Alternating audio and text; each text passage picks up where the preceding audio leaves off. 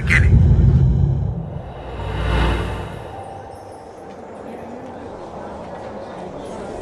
Please, stay and listen. The first thing to understand is that magic is, by its very nature, volatile and dangerous. Unless you can control it, it can and will destroy you. Sir, I think we all understand that fairly well. We wouldn't be here if we couldn't control magic. Magic. The art or ability to alter the world through magicka. A very sought after craft for any young mage arriving at the gates of the College of Winterhold. Some of the most powerful beings in all of Tamriel ascend as powerful mages to assert their dominance through magic. And for an adventurer seeking their fortune in the lands of Skyrim, it can prove to be quite a mighty crucial tool. My very first playthrough of Skyrim close to 10 years ago was as an Altmer mage. Something about wielding magic just really resonated with me. It looked and felt amazing. At that point of time for 11-year-old Gim, it was simply magical. But years later, as we naturally begin to see the flaws in a game that is only getting older, the release of new modifications has allowed us to see the limitations that lie within our beloved game. For this video, in what is a mod review bonus thingy special, I present you eager aspiring mages to the most comprehensive and immersive presentation of fittingly what is the most comprehensive and immersive all-in-one vanilla magic overhaul. This is Odin Skyrim Magic Overhaul, from the same mod author behind colossal mage-oriented mods like Apocalypse and Triumvirate, EnaiSiaon.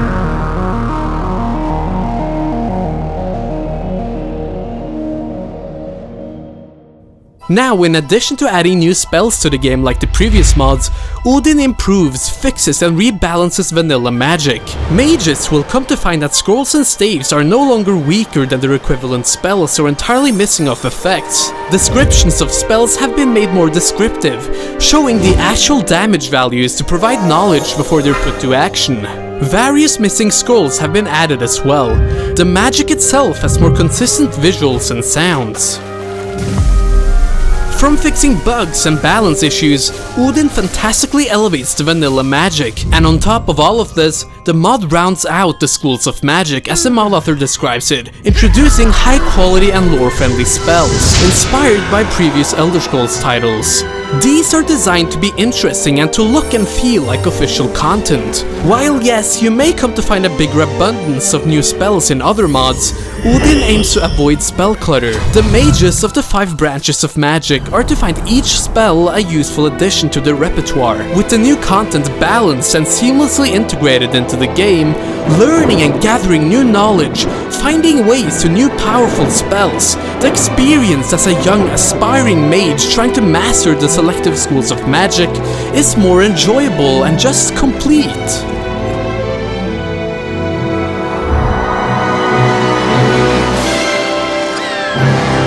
Beginning with the first of 5 schools of magic in Skyrim, alteration affects our surroundings, with mages specializing in this branch altering the laws of reality and manipulating it to their own accord. The alteration branch in base vanilla offers little more than paralysis and some underwhelming utilities.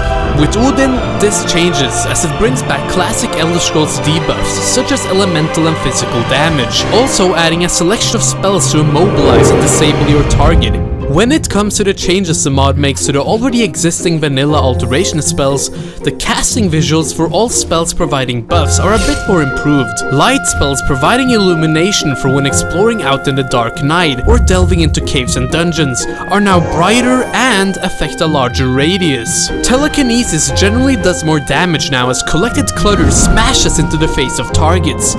Equilibrium, a spell that originally converts 25 health into 25 magicka per second when casted, rendering the spell not that useful, has been replaced with a transfer of 25 stamina points instead to make it a little more viable for the alteration mage. The mod also expands the school with various new spells, providing ways for mages to traverse Skyrim more efficiently. Spells like Feet of Notorgo and League Step allows the caster to move a lot faster, with the latter increasing the speed of sprinting by 50% for 60 seconds, all while spending less stamina. Reynos Fins brings this faster movement speed to waters as well, increasing the speed of swimming by 100% 100% for 60 seconds. In the case you have got yourself a trusty mount, the new spell Haste Mount makes it so the targeted mount you have cast the spell on moves 20% faster with unlimited stamina for 180 seconds. Slow Fall allows the Alteration Mage to jump down unimaginable heights, reducing the fall speed, with the caster taking no damage from falls for 60 seconds. Putting points and time into the School of Alteration certainly means finding new means to make traversal more efficient. However, the Alteration Mage's new quality of life spells are not limited to physical enhancements alone. No, it extends to manipulation of more materialistic convenience as well. Spells like Latch Crack and Ekash's Lock Splitter reduce the difficulty of nearby locks by a certain number of points to make lockpicking easier for a very few seconds. And for the looter with little time on their hands, Gonar's Greed transfers all items from dead bodies in a 60-foot radius to the caster. And if all these newly gathered items result in weight over-exceeding the maximum carrying capacity, well, not only can Ease Burden be cast to increase the carrying capacity by 100 for 60 seconds, but there is also the spell Deep Storage, granting the caster access to an infinite underground storage space. Even cooler, casting Fabricate Object spawns crafting stations, furniture like chairs and beds, or a whole bridge of the caster's choosing for 120 seconds. So, as an expert-leveled mage of alteration, you'll never have to settle for the commoner's way of crossing small cliffs and rivers ever again.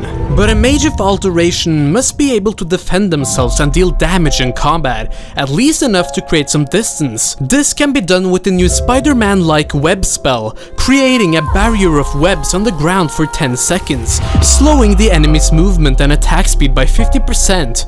And Force Bolt, a bolt that on impact staggers and immobilizes the target for 10 seconds. On occasion where the mage is looking to create space and block incoming attacks, Barricade creates a stone wall, blocking passage for 15 seconds. There are also some offensive spells here that aim to alter your enemies, like the Corrosion spells, decreasing the target's armor points and attack damage for a set amount of time, and the Vulnerability spells, making targets weaker to elemental and poison damage. As for the Master spells, of course, requiring the completion of the Ritual Alteration spell quest at the College of Winterhold, Odin adds the new Control Weather, instantly allowing alteration of the weather to the caster's choice in a lore-friendly manner.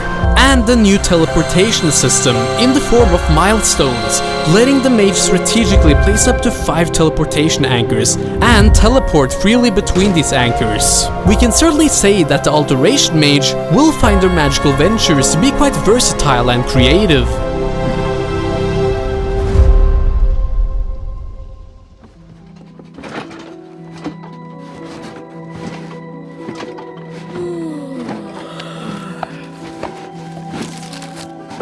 The School of Conjuration is dedicated to summonings of both creatures and objects, with casters often specializing in raising of the dead and creations from oblivion. With Odin, all summoned minions now scale with the leveling of the caster, all the way up to 15 levels above their starting level, giving them up to 45% extra damage, improved attributes, and spell magnitude. There are also more creatures to conjure now, with all benefiting from the Twin Souls perk, allowing 2 conjurations at the same time. The Elemental Potency perk not only makes conjured Atronach 50% more powerful, as it now affects Dramora as well. Summoned ghosts and familiars have more fitting blue summoning visuals instead of purple. Conjured Seekers are now considered Daedra. Some names have been changed as well to make for easier sorting, like for example Raise Zombie, Reanimate Corpse, and Revenant have been renamed to Reanimate Lesser Corpse, Reanimate Corpse, and Reanimate Greater Corpse. Moving on to the new spells, starting with the new Conjurable Daedra, the Apprentice Conjuration Mage will start out finding themselves able to conjure the long, razor-sharp clawed Clanfears, and as they progress, the Crocodile-headed Bipedal Daedroth. The Conjurable Civilai Houndmaster, who summons 3 Hound Daedra to help in battle.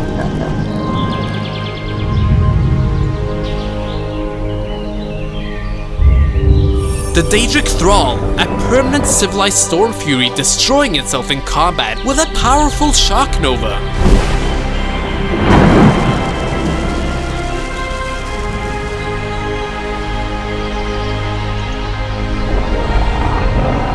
lastly, the Kirkrim, a summonable Daedric wolf mount which will have weak creatures and people flee in terror.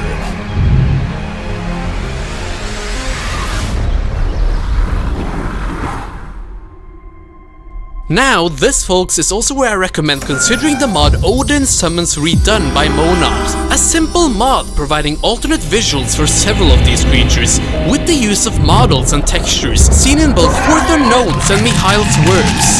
In the case, just like me, you've already got mods adding some of these creatures to your Skyrim world space, then this works as a patch to add a little more consistency, rather than having the same creatures look vastly different. Back to Odin, some of these new conjurations like the Feline Familiar, Gloom Wraith, Sanctified Wraith, Urson Familiar, and Dreadshade all either provide the caster with certain buffs or debuffs to any surrounding enemies. A spellcaster of the School of Conjuration will also find a couple of new spells enhancing the summoned creatures, like Entropic Life, a spell recovering 5 points of health and stamina per second for all surrounding summons and reanimated minions. Entropic Armor, giving all surrounding summons 200 points of armor and 30% magic resistance. And Entropic Power, granting all summonables near the caster 30% extra attack damage. The possibilities for what and how the Conjuration Mage want to conjure their magic are plentiful now, and it feels more complete. Now, when it comes to the popular Destruction branch of magic, we all know it's all about inflicting damage by harnessing the energies of fire, frost, and shock. It's the principal damage-dealing school of magic, and Odin understands that while adding more to it. All the new spells added use custom visuals designed to blend in with vanilla spells, and they do indeed look very good. Changes are also made to the existing spells. Shock spells now do equal damage to health and magicka, instead of the inconsistency of vanilla of some dealing equal damage and some dealing half magicka damage. Expert scrolls that were missing before have been added as well. Cloak and wall type spells have been made slightly more effective, and dual casting now increases duration instead of range. Within the confines of the respected elemental bases of fire, frost, and shock, Odin creatively expands the School of Destruction, adding to a mage's arsenal with new attacking magic for different ranges.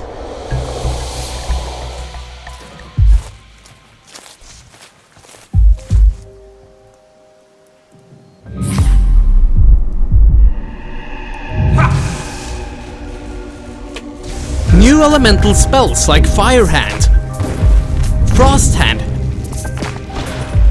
and Storm Hand have been added. These are spells that trade area of effect or range for damage, allowing the mages of the School of Destruction to go for a riskier approach in return for higher damage, or vice versa in the case they fail. With spells like Blazing Strikes, Freezing Strikes, and Shocking Strikes, a more battle mage style of approach is more viable, as they add elemental weapon buffs that can be utilized with a swift strike of a weapon in the other hand. Attacking from a further distance, the Destruction Mage will now have bolt-spewing magic, like Flame Darts, Ice Shards, and Charged Storm, all at their disposal. One can easily say all the new Destructionist spells are useful, make sense, look and feel satisfying and impactful, while not going too overboard, turning you into some wizardry god to tribunal.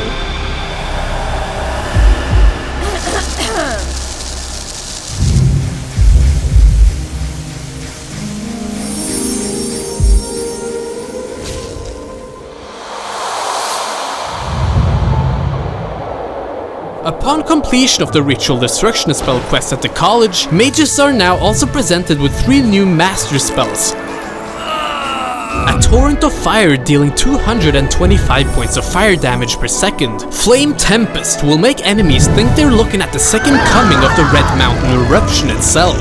Black Winter does 225 points of frost damage per second in a powerful icy gust of wind.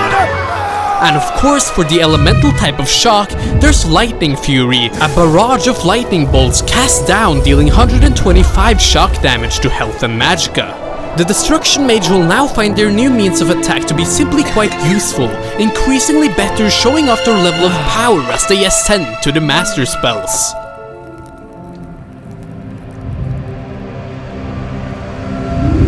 Illusion. Magic that focuses on changing the perception of the world from the viewpoint of the target, in many cases manipulating the mind of the enemy to gain an upper hand or diverge from combat. But Odin adds on to that by making this branch of magic more than viable of dealing damage. There are minor tweaks and improvements made to the School of Illusion as well. Mind-affecting spells will now work on targets above their level cap. That is with a chance to fail based on the level difference, making such spells of somewhat use against higher leveled enemies. The Muffle spell used for Seeking is no longer perfect. Need something? Fear no longer makes firebolt sounds.